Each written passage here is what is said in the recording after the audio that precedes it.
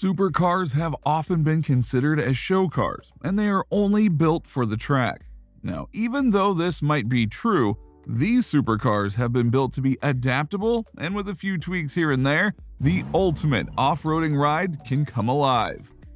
Today's video is for the supercar fans. We will be discussing which supercars are being used for off-roading sports and what to expect from them.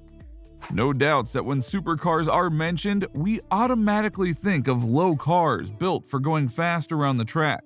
These supercars were also built to go on the dirt. So without any delay, let's take a look at some of the top supercars used for off-roading sports. Number 10. The Lafitte XRoad. The Lafitte XRoad is an amazing American supercar built by the Lafitte Supercars Limited Company, which is owned by racing driver Bruno Lafitte. The Lafitte XRoad is the company's first off-road supercar. The XRoad is a US road-legal version of the Dakar prototype. The supercar is powered by a 6.2-liter V8 engine, which delivers a maximum output of 470 horsepower in the base trim and 720 horsepower in the ultimate trim. This rear-wheel drive two-seater beast weighs 2,866 pounds, and it features a 17-inch suspension. The Lafitte XRoad is a successor of the Zurich Sand Racer 500 GT. Number 9. The Porsche Cayman GT4. With companies like Lamborghini being at the forefront of developing insane off-roading supercars, Porsche decided not to be left behind. Without a doubt, Porsche made us all drool when it released its Cayman GT4 Club Sport, and we drooled a bit more when it said it was going to take it off-road. Fitted with big lights, a belly pan, a roof scoop, and toe loops, this is a proper-looking race car. In the middle of the Cayman is a 3.8-liter flat 6, which at the time was an exclusive engine for the Club Sport, but now it powers the regular Cayman as well. The engine makes 385 horsepower and sounds a lot better than the 4-cylinder that used to occupy that space. The Porsche had a rally debut at WRC's ADAC Rally Deutschland in August of 2018.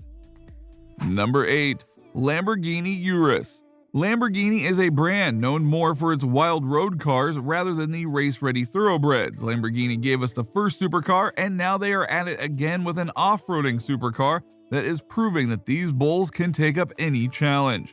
The Lamborghini Urus is not your everyday off-roading car with race suspension. The Urus features reinforced steel bumpers, metal underbody protection, wet arm wipers, and headlight washers.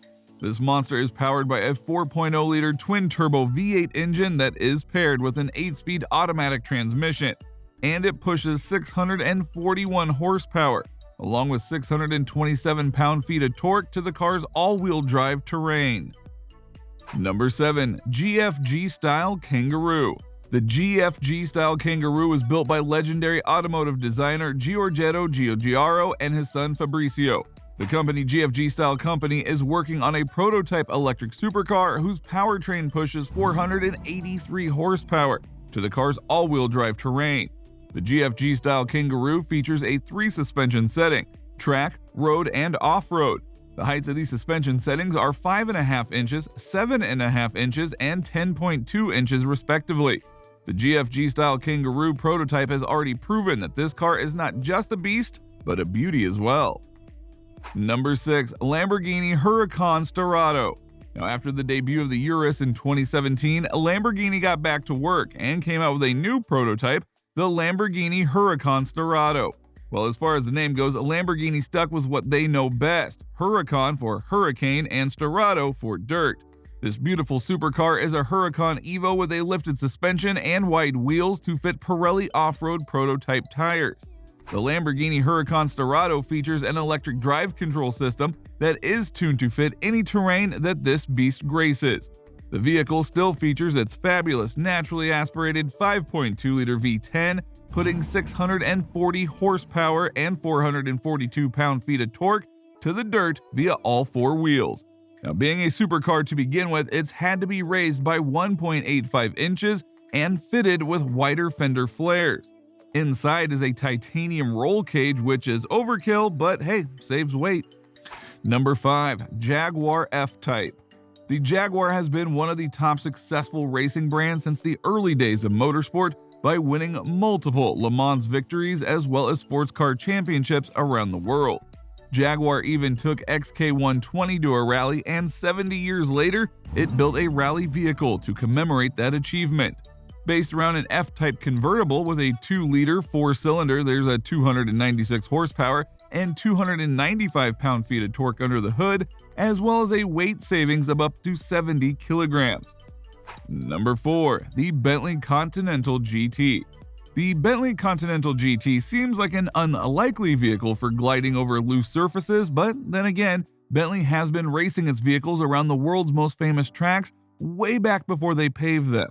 The Bentley Continental GT made its debut at the GP ice race in Austria, which looks like it could melt right through the ice following a red-hot win at the Bathurst 12-hour race.